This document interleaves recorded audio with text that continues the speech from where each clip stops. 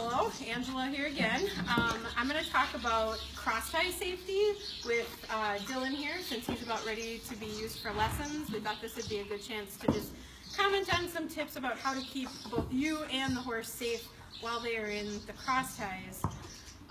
So when I put the horse in the cross ties, the first thing that I always do is just check and make sure the horse is calm and ready to do their job.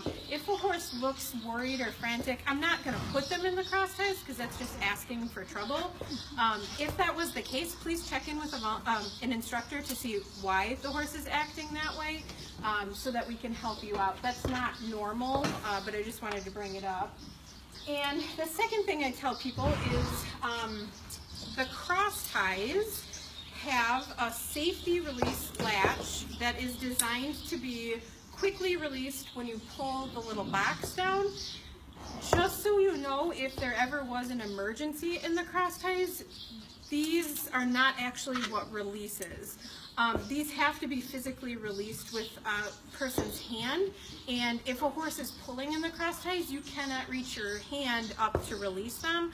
So if you'll notice, at the top of all of our cross ties are pieces of baling twine, and the reason for that is if a horse is ever panicking, we want the baling twine to snap so that the horse is released from what they are trying to escape, and then we can get the horse and calm down the horse. So just so you know, these are quick release, but they're not what would release if there was an emergency. Another thing that I tell people when you are putting a horse in the cross ties is these need to go down by the horse's mouth, nose, not up by their eyes. There's two buckles on the side of the halter. If you put it by the eye, you run the danger of when you release it, it could smack the horse in the eye. So that's why I always say put it down below. And I'll go slower on this next one, so if you're new to Three Gates and you're not familiar with these buckles, you can see how to do this. So notice I'm still holding the lead rope while I do all this. I cannot let go of the lead rope until Dylan is all the way tied. And for this one, we'll get an up-close view. What's going to happen is we've got this movable part of the cross tie that needs to go through the buckle. Oh, buddy, there's a lot of bugs right now, aren't there? Goes through the buckle, and then you hold it down by this box, and the box is on a spring, so you can pull the spring open, insert the movable part, and then release the spring so that it's latched. And again, these are quick release, so if you want to get it released, all you do is put your fingers on the box, pull, done. So it is very quick to get it off. They're just not going to release if there is an emergency. Now that he is safely in the cross ties, and I see, you know, there's bugs, but he's not nervous about them, I can put the the lead rope over his neck. This is one thing that varies from barn to barn. Some people will just leave the lead rope on the ground. We don't do that here at Three Gates. We put it over the horse's neck so that it's off of the ground.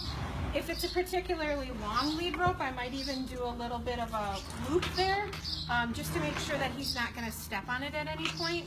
The main reason I am leaving the lead rope on is so that I can grab it if there is an emergency.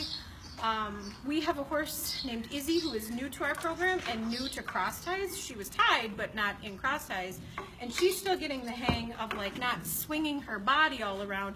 So if you ever need to adjust where Izzy is in the cross ties, you want to have a lead rope handy. I know other people, when they have their own horses, will completely take the lead rope off, but we don't do that here. My last thing I want to talk about is just your body position in relation to the horse in the cross ties. Very important that you have a calm body presence around a horse to influence them, but also that the horse is aware of where you are to avoid potential mishaps. So the safest place to be is on the side of a horse. Their eyes are on the side of their head so they can see you very clearly over here. If you need to walk around the back of the horse, we always tell riders and volunteers alike, there's two ways to do it. One is to walk so far away that if the horse were to kick for some reason, perhaps a bale of hay falls down and they get spooked and so they try to kick.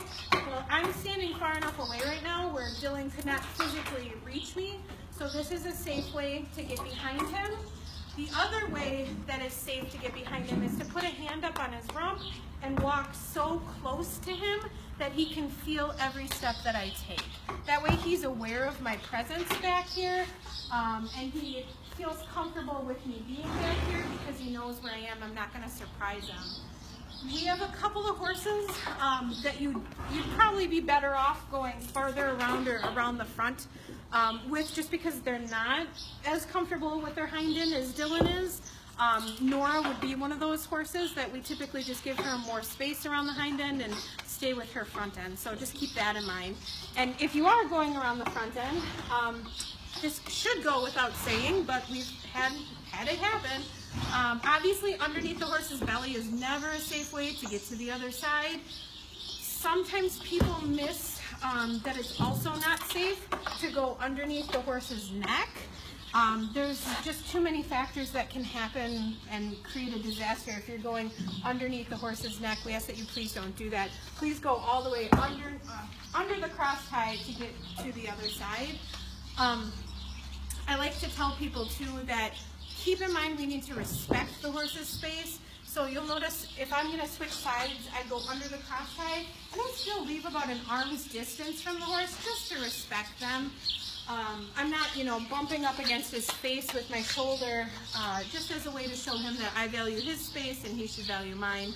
And I think our horses appreciate that. So those are just a couple of tips for being safe in the cross ties. And as usual, if you have any questions, please check with one of our staff or experienced volunteers.